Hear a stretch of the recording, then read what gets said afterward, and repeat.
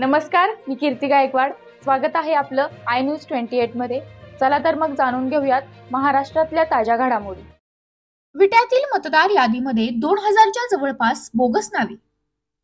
सांगली जिल्हा तालुका खानापूर। सध्या विधानसभा निवडणुकीची धामधूम चालू असून आज मतदार यादीमध्ये जवळपास 2000 मतदारांची बोगस नावे नोंद असल्याचे उघड झाले असून मतदान करण्याकरिता 18 वर्षे पूर्ण झाल्यावरच मतदार यादीमध्ये नाव समाविष्ट करण्यात येते।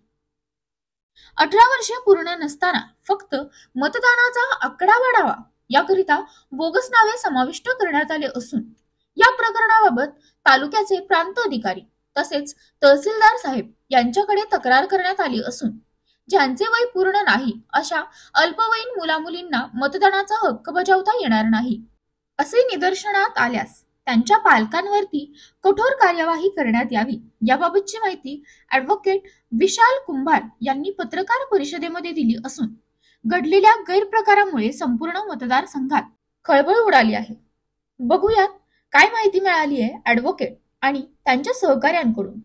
इंडिया न्यूज 28 पुणे विभाग प्रमुख दिलीप गायकवाड।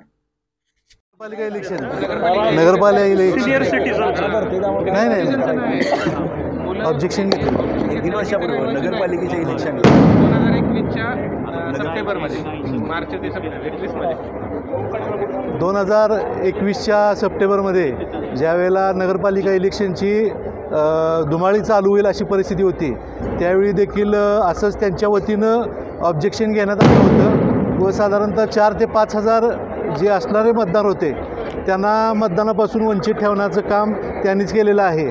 आणि आत्ता देखील आपण पाहतोय की बरोबर आपली पुरवणी यादी आहे, जी पुरवणी यादी आली की त्यानंतर आपल्याला कोणतीही हालचाल करणं अशक्य होऊन जातं। अशा वेळेला त्यांनी हे नाव वाढवायचं काम केलेलं आहे।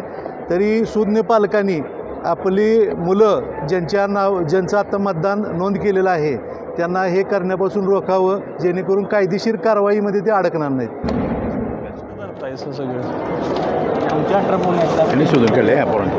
नाही, त्यांनी आधी शंका घ्यायला चालू केली आणि मग आम्ही त्यात खोलात गेलो। सांगू काय, यामध्ये एक बाब सांगायची राहून गेलेली आहे की जी काही पुरवणी यादी तयार झालेली आहे, पुरवणी यादीमध्ये जी काही नावं नोंदली गेली ते त्यांच्या पालकांच्या हमीपत्रावर नावं नोंदली गेलेली आहेत। आणि आता ह्या सगळ्या गोष्टीवर लक्षात येते की जी काही पालकांनी हमीपत्र दिलेली आहे तीच बोगस आहेत, त्यामुळे त्यांच्या पालकांवर ही कायदेशीर कारवाई होणं फार गरजेचं आहे। प्रशासनानं हे दाखले दिले असतात नाही, हे ऑनलाईन प्रक्रियेतलं आहे। तुमच्या ॲपवरून सुद्धा तुम्ही आत्ता हे लावू शकता नोंदणी काही सेतूमधून झालेले आहेत। हे आपलं फिजिकली झालेलं काही नाही। हां, आणि त्याचा म्हणजे प्रशासनातल्या ह्या लूपहोलचा गैरफायदा घेऊन हे सगळं केलं गेलेलं आहे आणि हा क्वांटम फार मोठा आहे।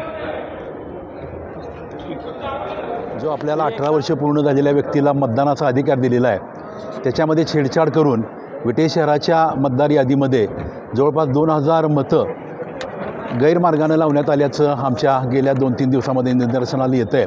आणि त्या अनुषंगानं आम्ही तपासणी केली असता मतदार यादीमध्ये ज्यांचं वय 18 दिसतं आहे त्याची तपासणी केली तर त्यातील बहुसंख्य मुलं ही 18 वर्षापेक्षा आतल्या वयाची आहेत आणि ती नोंदणी करत असताना त्यांच्या वयाच्या पुराव्यामध्ये छेडछाड करून या ठिकाणी कायद्याचा भंग केल्याचं दिसून येतं आहे। आणि या बाबतीमध्ये आत्ता आम्ही प्रांतसाहेबांना भेटलो तर प्रांतसाहेबांनी निश्चितपणे सांगितलं जर असा कुठं जर गैरप्रकार झालेला असेल तर त्या बाबतीमध्ये निश्चितपणे प्रशासन कारवाई करेल आणि तशा पद्धतीच्या त्यांनी सूचना त्यांच्या सगळ्या प्रिसाइडिंग ऑफिसर्सना दिलेल्या आहेत। आणि उद्याच्या मतदानाच्या वेळेस माझं आव्हान राहील की अशा पालकांना आणि अशा मुलांना आमचं आव्हान असं राहील की तुम्ही अशा पद्धतीनं घटनाबाह्य किंवा कायदेबाह्य अशी कुठली कृती करू नका की ज्याच्यामुळे तुमच्या सगळ्या करिअरवर परिणाम होईल आणि आपल्याला त्या कायदेशीर कारवाईला सामोरं जावं लागेल। आणि त्या दृष्टीनं माझं आव्हान आहे प्रशासनाला देखील की या बाबतीमध्ये प्रशासनाला देखील अत्यंत कठोर अशी कारवाई करावी अशा प्रकारामध्ये। धन्यवाद। प्रशासनाला सहकार्य करायचं आपल्याला आश्वासन दिलेलं। यस, त्यामध्ये विरोधकांचं काय भूमिका आहे असं वाटतं? हा, त्यांची सगळी त्या बाबतीमध्ये मी एवढंच सांगेन की आमच्या पार्टीच्या वतीनं तर अशा प्रकारचा कुठला एकही सिंगल गैरप्रकार करण्यात आलेला नाही, त्यामुळे हे कुणी केलं आता हे मी वेगळं सांगायची आवश्यकता नाही।